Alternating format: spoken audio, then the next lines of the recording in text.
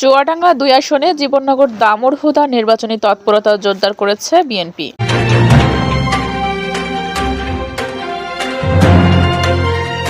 আসসালামু আলাইকুম দর্শক, সকলকে আমন্ত্রণ জানাচ্ছি বিবিআর নিউজে। চুয়াডাঙ্গা জেলা প্রতিনিধি এমআই আতিয়ার রহমানের পাঠানো তথ্যচিত্রে বিস্তারিত দেখুন। আপনারা সবাই সচেতন থাকবেন।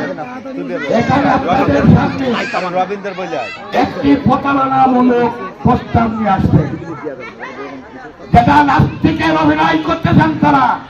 চুয়াডাঙ্গা ২ আসনে বিএনপির মনোনীত ধানের শীষের বিশাল প্রার্থীর গণজোয়ার দেখা যাচ্ছে। শনিবার বিকেলে জীবননগর পৌর এলাকায় বিএনপির ধানের শীষের মনোনীত প্রার্থী বিজিএমির সভাপতি মাহমুদ হাসান বাবু খানের পক্ষে এক বিশাল উঠান বৈঠক অনুষ্ঠিত হয়। উঠান বৈঠকে বিশিষ্ট সমাজসেবক ও ৩ নং ওয়ার্ড বিএনপি সভাপতি মোহাম্মদ রফিকুল ইসলামের সভাপতিত্বে প্রধান অতিথি হিসেবে উপস্থিত ছিলেন উক্ত ওয়ার্ডের নির্বাচন কমিটির প্রধান সমন্বয়ক বিশিষ্ট সমাজসেবক আব্দুর রাজ্জাক। বিশেষ অতিথি হিসেবে বিএনপি নেতা ও জীবননগর পৌরসভার সাবেক মেয়র আশরাফুল ইসলাম সহ বিএনপি অঙ্গ সহযোগী সংগঠনের নেতৃবৃন্দ। বিপুল সংখ্যক নারী ভোটারদের অংশগ্রহণে উঠান বৈঠকে বক্তারা বলেন, ধানের শীষে নির্বাচিত হলে এলাকার অবকাঠামোগত উন্নয়ন, কর্মসংস্থান সৃষ্টি ও শিক্ষা স্বাস্থ্য খাতে দৃশ্যমান অগ্রগতি সাধনে যথেষ্ট ভূমিকা রাখবেন বলে আমার বিশ্বাস।